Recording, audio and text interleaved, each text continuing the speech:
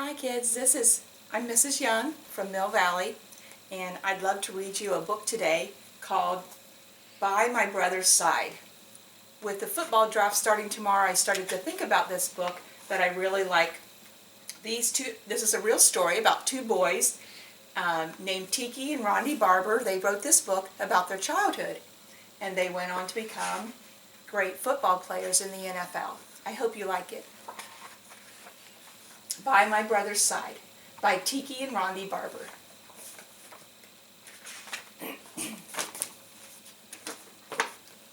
It was summertime at last. School was out, and baseball season was in full swing. Once Tiki and Rondy finished their chores, they could play until dinner time. The twins rode their bikes all over town. So just before lunch, off they went, side by side, as was the case in pretty much everything they did. Today they wanted to show their friend Jason a new secret place to ride bikes, a large open lot where workers were building a store. And since it was Saturday, the workers were gone. "Bet you can't," said Jason.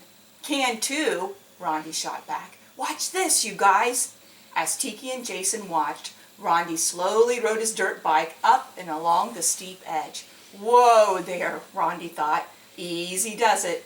The bike zigged and zagged and bounced, but Rondy steadied himself and held on.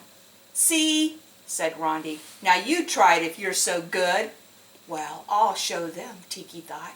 He rode his bike to the far side of the huge dirt pile, and he popped a wheelie. Then he started up the hill. He stood high on the pedals, pushing with all his might. The bike wheels spun wildly, spinning up dirt. Then the loose dirt on the hill's edge suddenly gave way. Tiki toppled sideways, over the handlebars, down, down, burnout. He lay there blinking. His head was reeling, but his knee hurt much more. Rondy and Jason dropped their bikes and ran up the hill. The boys leaned over Tiki. Rondy pointed. "It's bleeding bad. I even see white. I think it's the bone." Jason put his hand over his eyes. "I don't want to look," he said. "We'd better get your mom quick."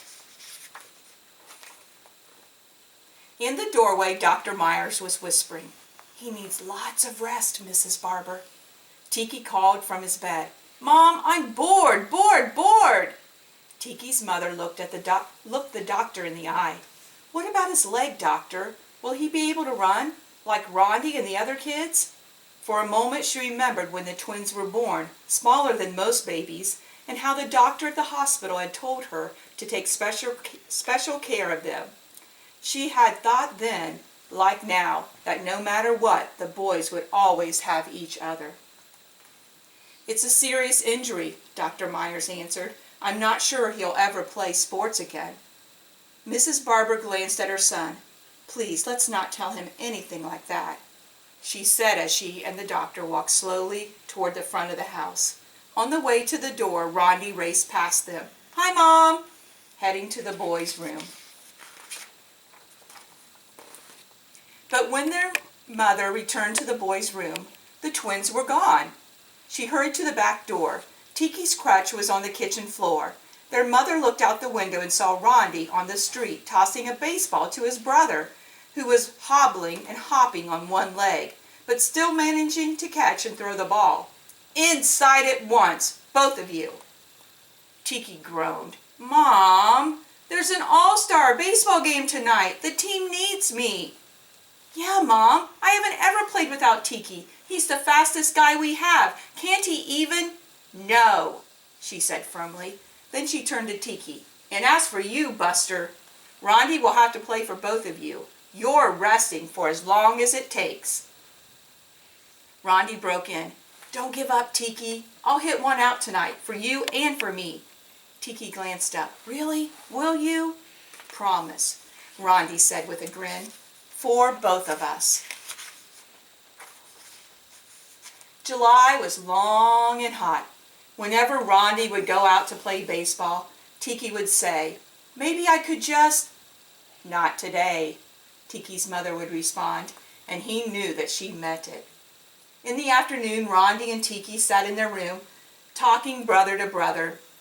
The wall was filled with pictures, Bo Jackson, Michael Jordan, Walter Payton, and above the dresser was a picture of the twins, smiling, holding a trophy.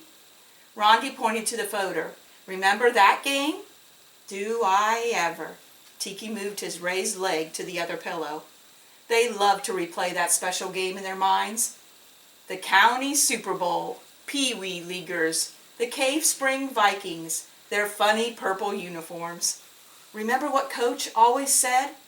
Rondi is number 21 and Tiki is 22, because R comes before T, and this is how I can tell you apart.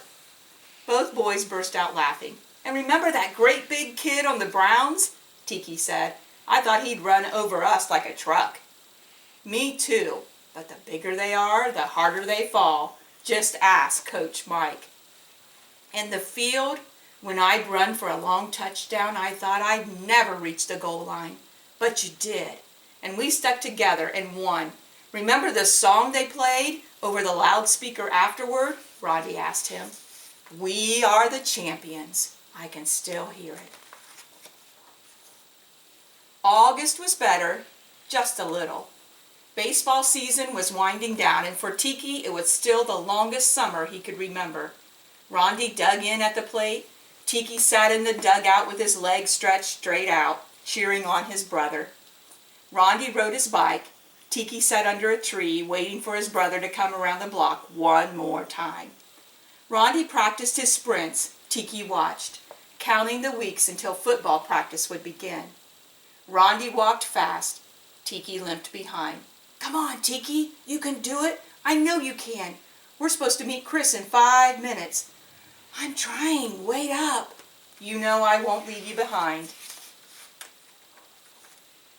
Tiki's mother would tell him stories about when the boys were little and how the doctor had told her they shouldn't ever play too hard. You two were never the biggest for your age, but you always worked hard at what you loved. And look at you now, their mother laughed, playing all the time. Look at him now, Tiki grumbled, pointing to Rondi. I'm sure I'll never run fast again, and football practice starts in 2 weeks. Their mother paused. Remember when you both tried out for the basketball team and you didn't make it? You didn't quit then, did you?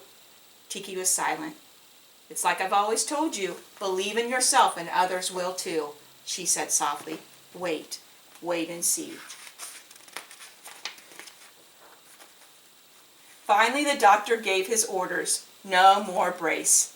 Tiki bent his knee back and forth. Go slow, the doctor said. Take it easy.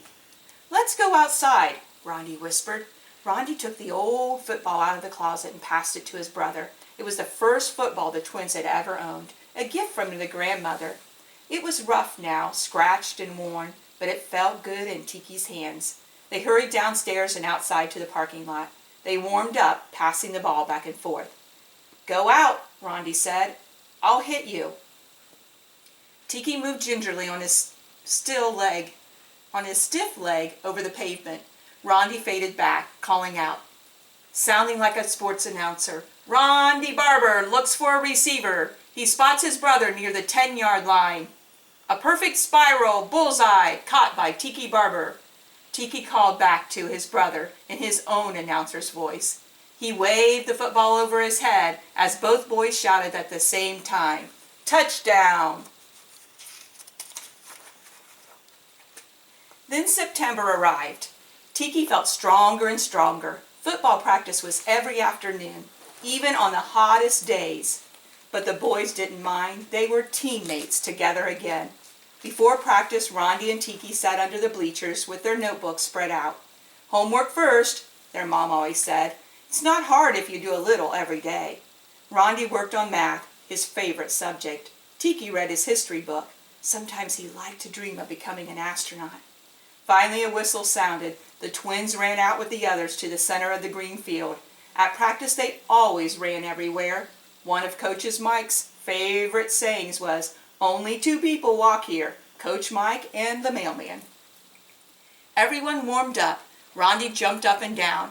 Tiki stretched his leg. So far, so good. Today, no one was wearing pads, and he felt light on his feet. Yes, I can do it, Tiki told himself.